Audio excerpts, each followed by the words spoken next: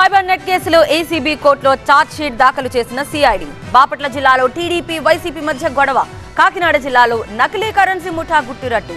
Go first కొనుగోలుకు spice jet bid. ఇలాంటి వార్తల్ని 30 సెకండ్స్ ఫుల్ న్యూస్ లో చూద్దాం.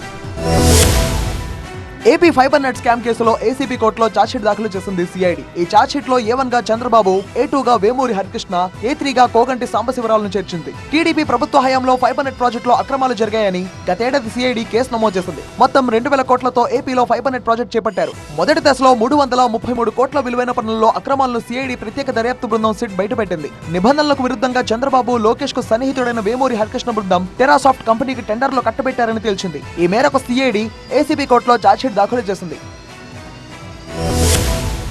నంద్యాల జిల్లా శ్రీశైలం శ్రీ బ్రహ్మరామ మల్లికార్జున స్వామివార్లకు నెల్లూరు రాజ్యసభ సభ్యుడు వేమిరెడ్డి ప్రభాకర్ రెడ్డి దంపతులు స్వర్ణరథాన్ని విరాళంగా అందజేశారు. స్వర్ణరథానికి ఆలయ రాజగోపురం దగ్గర సంప్రోక్షణ చేసి ప్రత్యేక పూజలు చేసిన అనంతరం ప్రధాన ఆలయం నుండి నందిగుడి వరకు స్వర్ణరథోత్సవం నిర్వహించారు. స్వర్ణరథ సమర్పణ కార్యక్రమంలో దేవాదాయ శాఖ మంత్రి కొట్టు సత్యనారాయణ, శ్రీశైలం ఎమ్మెల్యే శిల్పా చక్రపాణి రెడ్డి పాల్గొన్నారు. శ్రీశైల దేవస్థానానికి ఇప్పటి వరకు వెండి రథం మాత్రమే ఉంది. ఇక నుంచి వేమిరెడ్డి ప్రభాకర్ రెడ్డి అందించిన స్వర్ణరథంపై స్వామివార్లు దర్శనమివ్వనున్నారు.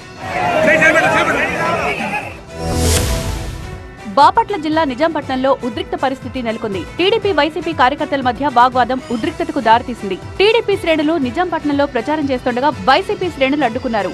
బాబు ష్యూరిటీ, భవిష్యత్తుకు గ్యారంటీ కరపత్రాలు టీడీపీ శ్రేణులు ఇంటింటికి పంపిణీ చేస్తుండగా అడ్డుకున్నారు వైసీపీ కార్యకర్తలు, స్థానిక నేతలు. కరపత్రాల పంపిణీని వ్యతిరేకించారు వైసీపీ నేతలు. దీంతో ఇరు వర్గాల మధ్య వాదోపవాదాలు తీవ్రమయ్యాయి. ఇరు వర్గాలు ఒకరినొకరు తోసేసుకున్నారు. కరపత్రాలు పంపిణీ చేస్తే మీకొచ్చిన ఇబ్బందులేంటని ప్రశ్నించారు టీడీపీ కార్యకర్తలు.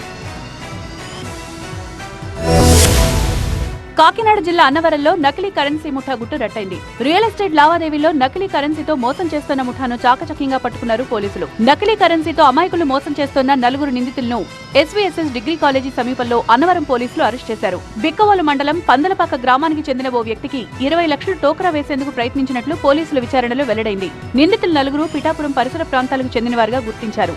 అన్నవరం జాతీయ రహదారిపై నకిలీ కరెన్సీ చలామణి చేసే సమయంలో బాధితుల ఫిర్యాదుతో ఎస్ఐ బి కిషోర్ బాబు ఆధ్వర్యంలో నిందితులను అదుపులోకి తీసుకున్నారు. All India police duty meet లో తెలంగాణ పోలీస్ సత్తా చాటింది. ఓవరాల్ ఛాంపియన్షిప్ ట్రోఫీని సాధించారు తెలంగాణ పోలీసులు. లక్నోలో జరిగిన all India police duty meet లో 5 బంగారు, 7 వెండి పతకాలతో తెలంగాణ పోలీసులు తమ ప్రతిభను చాటారు. బళా అనిపించారు. ఫోటోగ్రఫీలో బంగారు, వెండి రన్నర్స్ ట్రోఫీ గెలుచుకున్నారు. ప్రొఫెషనల్ ఫోటోగ్రఫీలో బంగారు, వెండి విన్నర్స్ ట్రోఫీని సొంతం చేసుకున్నారు. వీడియోగ్రఫీలో వెండి రన్నర్స్ ట్రోఫీని గెలుచుకుని ఓవరాల్ గా అన్ని విభాగాల్లో పతకాలు సాధించారు. ఉమ్మడి రాష్ట్రంలో 2012లో పోలీస్ టీం ఓవరాల్ ఛాంపియన్షిప్ సాధించింది. మళ్లీ 12 ఏళ్ల తర్వాత తెలంగాణ పోలీస్ విభాగం ఆ రికార్డు సాధించింది. పేటీఎం కు భారీ ఊరట లభించింది. యాక్సిస్ బ్యాంక్ తో చేతులు కలిపింది పేటీఎం. యాక్సిస్ బ్యాంక్ లో ఎస్క్రో అకౌంట్ తెరిచింది పేటీఎం. పేమెంట్లకు సంబంధించి ఎలాంటి ఇబ్బంది ఉండదని పేటీఎం భరోసా ఇచ్చింది. ఇక పేటీఎం సేవలు యథావిధిగా కొనసాగుతాయని పేటీఎం ప్రతినిధులు తెలిపారు. పేటీఎం యూపీఐ సేవలు, కార్డ్ మిషన్ వాడకంలో ఎలాంటి ఇబ్బంది ఉండదని పేటీఎం తెలిపింది. మరోవైపు ఆంక్షలపై ఆర్బీఐ కీలక ప్రకటన చేసింది. మార్చి 15 వరకున్న గడువు తర్వాత కూడా పేటీఎం సేవలు కొనసాగుతాయని రిజర్వ్ బ్యాంక్ కూడా వివరించింది. దీంతో పేటీఎం సంస్థ అధినేత విజయ్ శంకర్ శర్మకు రిజర్వ్ బ్యాంక్ ఆఫ్ ఇండియా నుంచి భారీ రిలీఫ్ దొరికింది. ఆర్థిక ఇబ్బందులు ఎదుర్కొంటున్న విమానయాన సంస్థ గోఫస్ట్ ను గాడిలో పెట్టేందుకు మరో ఎయిర్ లైన్ ముందుకొచ్చింది. గోఫస్ట్ ను ముందుకు నడిపించేందుకు SpiceJet promoter Ajay Singh, BGB Airways సంయుక్తంగా బిడ్ ను సమర్పించారు. స్పైస్ జెట్ కంపెనీ కొత్త ఎయిర్ లైన్ కు నిర్వహణ భాగస్వామిగా అవసరమైన సిబ్బంది, సేవలు, పరిశ్రమ నైపుణ్యాన్ని అందించనుంది. ఈ బిడ్ ద్వారా దేశీయ విమానయాన రంగం పునర్నిర్మాణానికి, పరిశ్రమ వృద్ధికి స్పైస్ జెట్ సామర్థ్యం ఉపయోగపడుతుందని కంపెనీ తెలిపింది. గోఫస్ట్ కు పరిశ్రమలో ఉన్న సామర్థ్యం పనికొస్తున్నట్లు స్పైస్ జెట్ భావిస్తోంది.